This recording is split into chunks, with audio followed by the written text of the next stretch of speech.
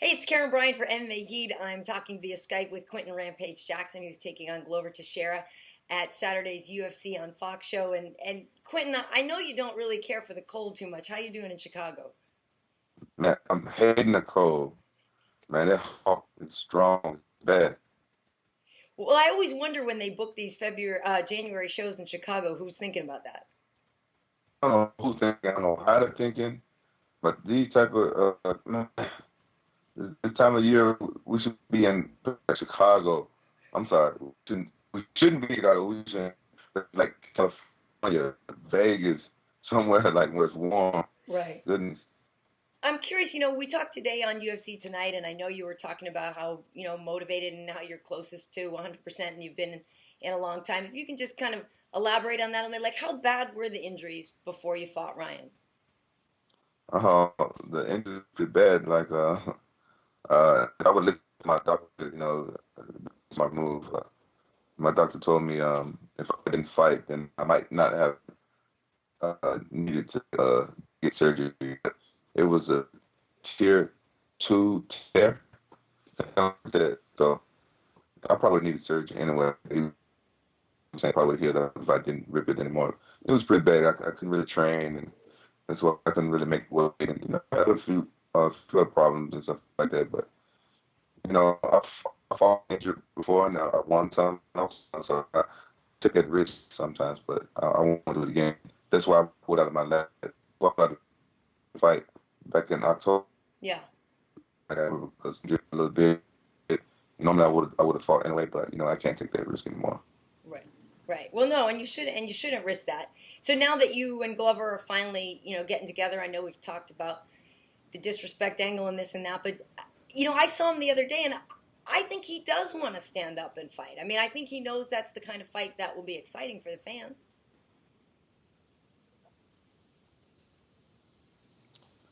I think that he says that to probably throw me off my game plan and to get me to train to stand up, because he has awesome stand up. Yeah.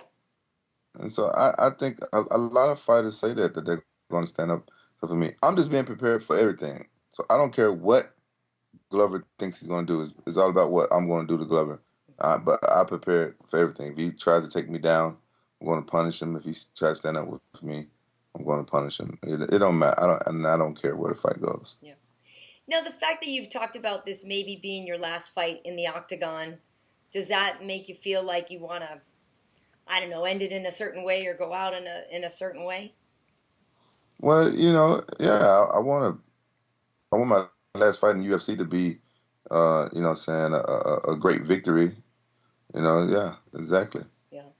And so far up till now, then, in terms of UFC, do you have a favorite victory? I know we talked once, and I think you said Ricardo Arona beating him was a great thing back in the day. But I'm just wondering if there's been one now that you feel like, when all is said and done, if we're going to pick, 2, 3 Rampage fights that define you, who would you, which ones would you pick?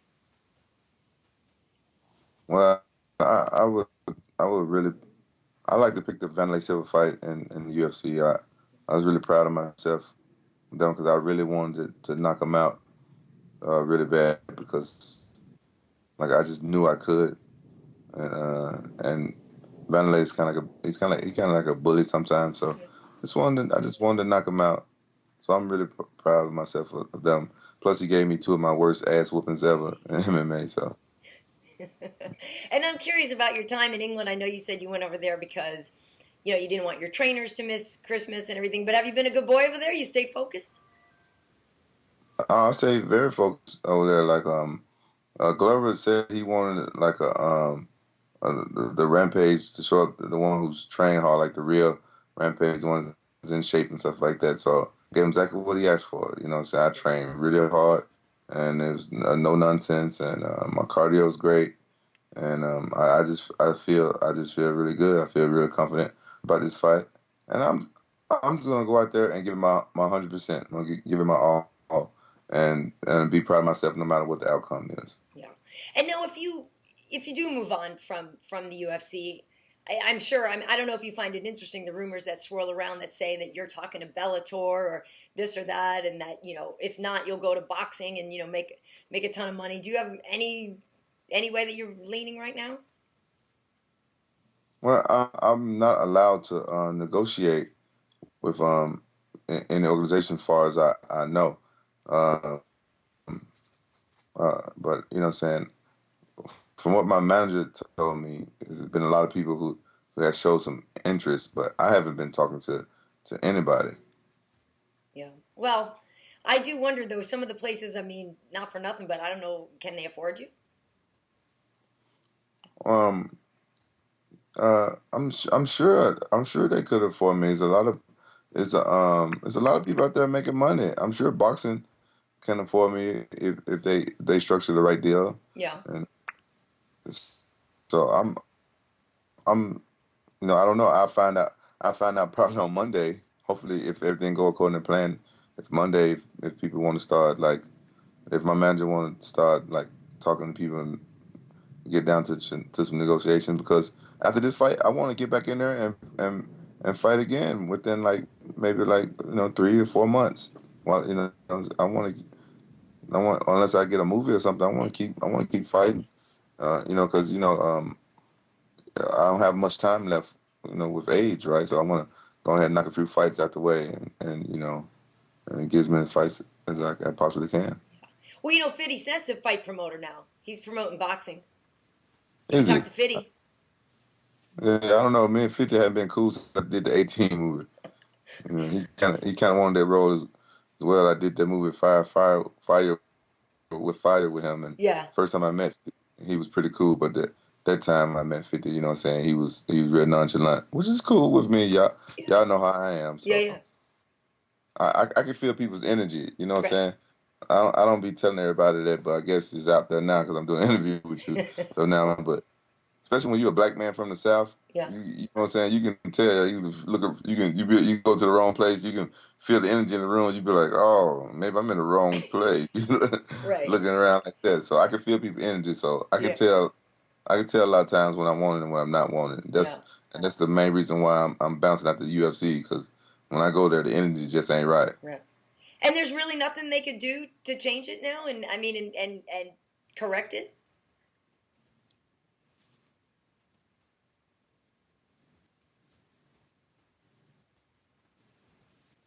Okay, I guess not. So how about the movies then? Let's talk about the movies. I know, obviously you just mentioned the A Team, and I know that's something else you want to get into. Have you had meetings on that? Are you talking about doing that right away as well? I mean, you have some serious, interest in roles that you'd like to get. Well, I have a new agent. I was with William Morrison Endeavor, but I left them because, what I'm saying, it was a conflict of interest that they represent the UFC too. Right. And it was really weird. So I left them. I got a new agent, and she's great. Like she's always like a lot of TV shows and stuff are interested in me, but a lot of stuff come up while I'm training for fights and stuff. So I turned down a lot of stuff, but now this company want to give me a reality show and Yeah. stuff like that. So I don't know if I'm going to do that, but they're talking some pretty good money Yeah. for a reality show, and I honestly think that I would have like one of the funniest reality shows out there, because my life is a reality show. I'm telling you, it's crazy. If you guys wouldn't believe the stuff that happens to me on a daily basis unless it was a camera around and stuff Right. like that. And honestly, well, you guys know it's not. I'm gonna be the way I am, Right. whether there's a camera around or not. I'm gonna say and do the same stuff I do all the time. Yeah. But I just when she presented me with this reality show, I was thinking to myself like, man, my life is a reality show. It's crazy. So I don't know if I do that or something. I don't know. Who knows? But I'm gonna focus on this fight first. Then I Right. have to fight IC. I'll let you know. You'll be one of the first people. I'll text you and let you know if I get a reality show. Then you can see if you want to talk about that later. So, All but right. I'll let you Cool. know. I do, and I believe you. I believe probably all kinds of crazy stuff goes on between you and your own kids, and just your sisters, your family. Some of the stuff that you told me, about them, I'm sure it's just nuts. So listen, on Saturday, I don't know. I'm bummed that I can't be there, but of course we'll be watching and everything. I just I'm looking forward to seeing you go out there and do the howl and do the whole thing. Are you at all? I don't know if you're getting like emotional about it, but if you really are this sure that it's your last UFC fight, I mean, you does it feel different to you? I'm just happy. I'm happy to be a free agent. Yeah. I'm so happy. I'm just happy. This is my last fight with the UFC. Like, I don't want to badmouth their company and stuff like that and everything. But you know what I'm saying. I have been known to keep it real, and I'm sure there's a lot of fighters out there that feel the same way I feel. But you know what I'm saying. They're keeping it to themselves. Yeah. You know what I'm saying, which is smart. You know what I'm saying. It's smart. But if people that's been following me for a long time, you guys remember I left Pride too. I left Pride right before they went down. Mhm. Pride. I saw the way they was treating me, the way they treated some of their employees, and the stuff that they was doing to some of the other fighters. You know, Pride was known as this company that paid the fighters a whole lot of money, and some heavyweights were making $5,000 to fight. Like they wouldn't even pay for their training camps. I'm like, man, it's not right. Then just the stuff the things they were doing to me, I was like, man, you know what? Your head's getting too big. Yeah. And I believe in karma. You know what I'm saying? I believe in karma. And I'm like, you still there? Yeah, I'm still here. I know my camera just went out, but I'm still here. Okay. I really believe in karma. And I was like, you know what? These guys are treating me really bad, and they're treating other people really bad, and like these guys just bringing bad karma on themselves. You know what I'm saying? I'm the type of person. I'm gonna jump ship before it sinks. And I'm like, I'm getting out of here. And I see the UFC doing the same thing. They're doing the same. They're making the same mistakes. I go into the UFC office today, and they got new employees back there. These other employees that's working for them for years, and they just fire them because they can pay these new people and the younger people less money. And like UFC making so much money. They're making so much money at the pay-per-views. You know what I'm saying? Why not, you know what I'm saying, share? Why not take care of people who's been taking care of you? Like, you know what I'm saying? So Yeah. I'm like, man, you know what? There's not only me that they're treating bad. You know what I'm saying? They're treating a lot of people. They're treating a lot of people bad. Doing a lot of they're doing a lot of bad things, and you know, karma's going to catch up with them. Yeah. So I'm just going to go and do my own thing. I'm not going to. I'm stand up for myself. I just don't understand why other people don't do it. You know, but to each his own. I'm happy, and I just want to be a positive person because the UFC made me.